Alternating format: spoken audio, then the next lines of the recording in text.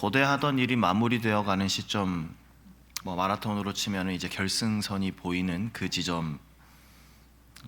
그런데 이상하게도 힘이 쭉 빠지고 괜히 별일 아닌 것들이 크게 느껴지고 온갖 방해가 한꺼번에 몰려오는 것처럼 여겨지는 그런 때가 있습니다. 예루살렘 성벽 재건을 끝내고 이제 이끌고 있던 느헤미야가 지금 그런 구간에 서 있습니다. 성벽은 이제 거의 완성 단계에 이르렀습니다. 이제 문짝만 달면 되는 그러한 상황이죠. 근데 바로 그때 교묘하고 아주 집요한 방해가 시작이 되는 겁니다. 오늘 말씀 속에서 사명의 마지막 구간에서 나타나는 그러한 방해와 그러한 또 그 앞에서 느헤미야가 어떻게 중심을 지켰는가 살펴보면서 우리도 교훈을 얻기를 소망합니다. 성벽 공사가 막바지에 이르렀습니다. 이제 적들이 이제 비상 사태가 된 것이죠. 공격 방법을 바꿉니다. 이제까지는 적들이 군사적으로 위협했습니다. 조롱했습니다. 직접적인 방해가 그들의 주된 공작이었다면 이제는 그 전략을 바꿔서 아주 부드럽게 또 신사적인 그런 방법으로 방해하기 시작하는 거죠. 2절 말씀에 산발랏과 게셈이 내게 사람을 보내어 이르기를 오라 우리가 오노 평지 한 촌에서 서로 만나자 하니, 오노 평지에서 만나자, 우리가 만나서 이야기 좀 하자, 같이 대화합시다. 4절 말씀에 보면 이 초청이 4번이나 반복되었다고 하죠. 그들이 4번이나 이같이 내게 사람을 보내되 나는 꽃같이 대답하였더니 기록되어 있습니다. 이 반복되는 제안이 겉으로 보기에는 참 평화로운 그런 제스처처럼 보입니다. 관계 회복을 위한 그러한 이들의 초청이구나 라고 보여지는 것이죠. 하지만 이 초청의 본질을 살펴보면 단순했습니다. 본질이 뭐였습니까? 느헤미야를 그 자리에 있지 못하게 하는 겁니다. 성벽이 완성되었습니다. 문짝만 달면 됩니다. 느헤미야를 성벽에서 내려오게 하는 것, 성벽 그 공사 현장에서 끌어내리는 것, 이것이 목적이었던 것이죠. 싸움에서 이기려는 것이 아니라 싸움의 장소를 바꾸려고 하는 그들의 전략이었던 겁니다. 현장에서 느헤미야에게 그 자리는 하나님께서 맡기신 자리, 또 사역의 자리였습니다. 그 자리에서 느헤미야를 빼내려는 그러한 전략이었던 것이죠. 4번이나 초청장을 보내면서 오노 평지에서 왜 안 오노 하면서 계속 시도했던 거죠. 느헤미야의 대답이 빛을 발합니다. 3절 말씀에 내가 곧 그들에게 사자를 보내어 이르기를 내가 이제 큰 역사를 하니 내려가지 못하겠노라. 어찌하여 역사를 중지하게 하고 너희에게로 내려가게 하느냐 하매, 느헤미야 말합니다. 내가 이제 큰 역사를 하니 못 내려가겠다. 느헤미야가 단순히 나 바빠서 못 갑니다, 시간 없습니다, 이렇게 말한 것이 아니죠. 자신이 하고 있는 일을 큰 역사라, 하나님의 위대한 일이라 그렇게 정의합니다. 사람들은 느헤미야가 성벽 공사한다 이렇게 얘기할지 모르겠습니다. 하지만 느헤미야는 내가 지금 하고 있는 것은 하나님께서 나에게 맡기신 일, 아주 큰 일이다, 하나님의 위대한 일이다, 그렇게 정의하고 있는 것이죠. 여기서 드러나는 영적 원리가 있습니다. 외부에서의 그럴듯한 제한 그리고 유혹, 이것을 이길 힘은 바로 내가 지금 하고 있는 일이 무엇인가, 내가 지금 이 손에 붙잡고 있는 이 일이 누가 나에게 맡기신 일인가, 하나님의 큰 일임을, 하나님의 위대한 일임을 깨닫는 것에서부터 시작된다라는 것입니다. 그 힘이 거기서 나오는 겁니다. 내가 맡은 일을 그저 직장생활, 그저 교회 봉사, 그저 자녀 양육으로 보는가, 아니면 하나님께서 나에게 맡기신 큰 역사로 보는가에 따라서 오노 평지로 나오라 하는 그 초청장에 대한 태도가 달라지는 것이죠. 그 일을 감당하는 그러한 모습 또한 달라지는 것입니다. 오늘 우리에게도요, 여러 가지 초청장들이 날라듭니다. 오노 평지에서 좀 만납시다, 얘기 좀 합시다, 사명의 자리에서 살짝만 내려오라고, 잠깐만 와서 얘기하고 가라고, 잠깐만 와서 좀 쉬고 가시라고, 대화 좀 하자고, 관계 좀 챙기자고, 그렇게 속삭이는 부드러운 유혹들이 우리에게도 오늘 있다는 것이죠. 근데 우리가 주의해야 합니다. 경계해야 합니다. 그 잠깐 내려옴이 사실은 나의 중심을 무너뜨리는 일이 될 수 있음을, 사역의 긴장을 끊어버리는 그러한 시작이 될 수 있음을 우리가 경계해야 하는 것이죠. 질문은 이것입니다. 우리는 지금 나의 일을, 나의 사명을 어떻게 정의하고 있습니까? 그저 이제 오늘 새벽기도 마치고 아침 먹고 출근해야 하는 장소, 그저 나의 직장 생활, 그저 나의 자녀 양육, 그저 나의 교회 봉사, 이렇게 볼 것인가? 아니면 하나님께서 나에게 맡기신 큰 역사로 볼 것인가? 하나님의 위대한 일로 볼지, 아니면 잠시 잠깐 내려와도 되는 그냥 일로 볼지, 우리가 한번 질문해 봐야 하는 것이죠. 느헤미야를 대적하는 이들의 시도가 계속해서 실패로 끝나자 그 공격이 더욱더 교묘해지기 시작합니다. 더욱더 대담해집니다.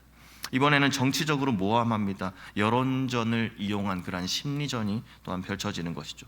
산발랏, 편지를 보내는데 편지를 풀로 붙이지 않고 열어서 보내요. 누구든지 펼쳐볼 수 있게끔 봉하지 않고 열린 편지를 보냅니다. 내용은 충격적이죠. 느헤미야, 네가 왕이 되려고 하는구나. 반역을 꾀하고 있구나. 이런 내용입니다.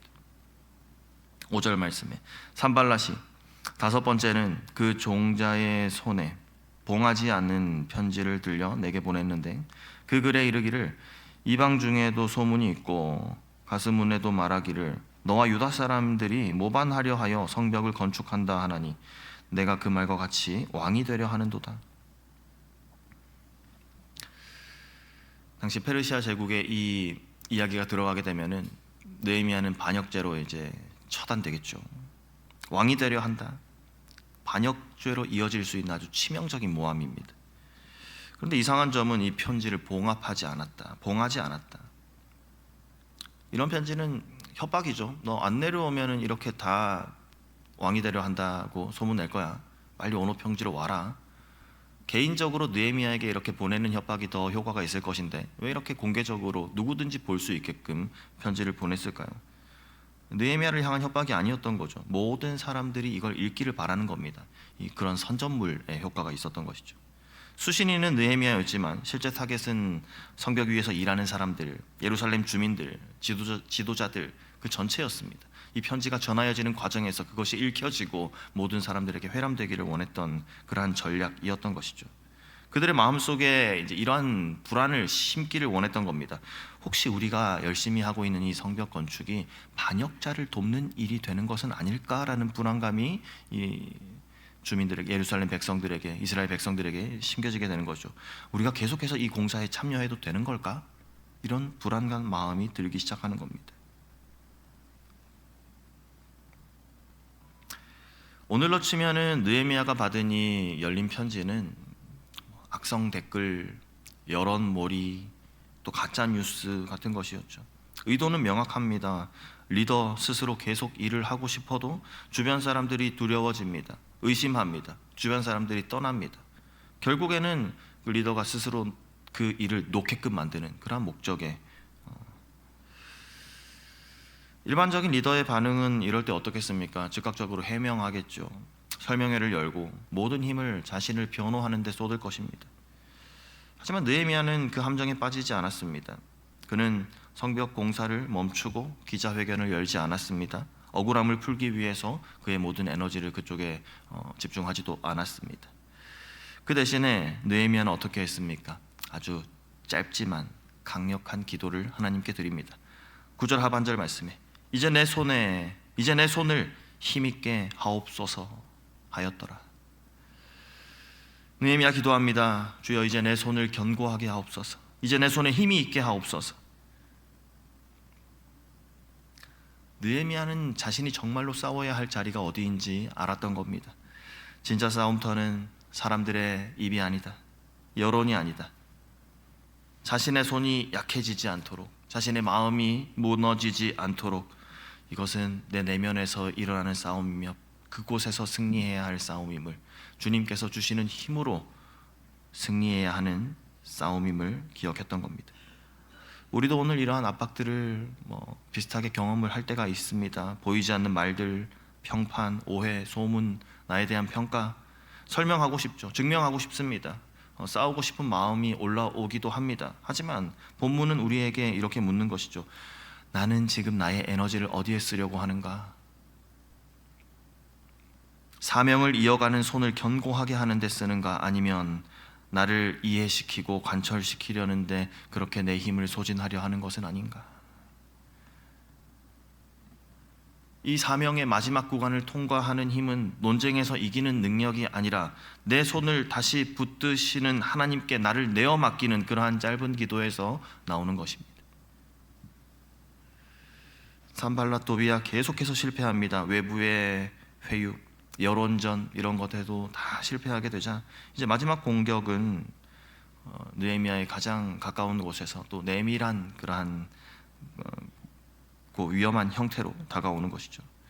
선지자의 탈을 쓰고 찾아왔습니다. 스마야라는 사람 나타나서 느헤미야에게 이렇게 조언하는 것이죠. 10절 말씀에 이후에 무에다벨의 손자 들라야의 아들 스마야가 두문불출하기로 내가 그 집에 가니 그가 이르기를 그들이 너를 죽이러 올 터이니 우리가 하나님의 전으로 가서 외소 안에 머물고 그 문을 닫자.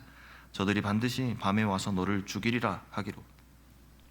선지자의 입술을 통해서 느헤미야에게 이렇게 말하는 거죠. 지금 암살 위협이 있습니다. 가장 안전한 곳으로 우리가 가야 합니다. 성전 안으로 피합시다. 이것이 당신을 지키는, 당신의 생명을 지키는 가장 지혜로운 선택입니다. 살아야지 사명 완수할 수 있지 않습니까? 표면적으로 보면은 신앙적이고 매우 합리적인 조언처럼 보입니다.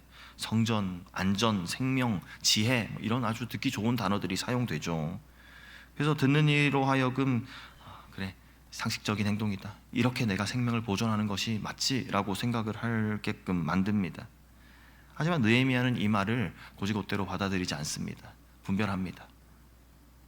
그 제안 속에 숨겨진 뜻을 꿰뚫어 볼 수 있게 된 것이죠. 이들이 나를 두렵게 해서 나로 하여금 하나님의 말씀을 어기게 하는구나. 죄짓게 하려는 것이구나. 11절 이하 말씀에 내가 이르기를 나 같은 자가 어찌 도망하여 나 같은 몸이면 누가 외소에 들어가서 생명을 보존하겠느냐. 나는 들어가지 않겠노라 하고 깨달은즉 그는 하나님께서 보내신 바가 아니라 도비아와 산발랏에게 뇌물을 받고 나에게 이런 예언을 함이라. 그들이 뇌물을 준 까닭은 나를 두렵게 하고 이렇게 함으로 범죄하게 하고 악한 말을 지어 나를 비방하려 함이었느니라.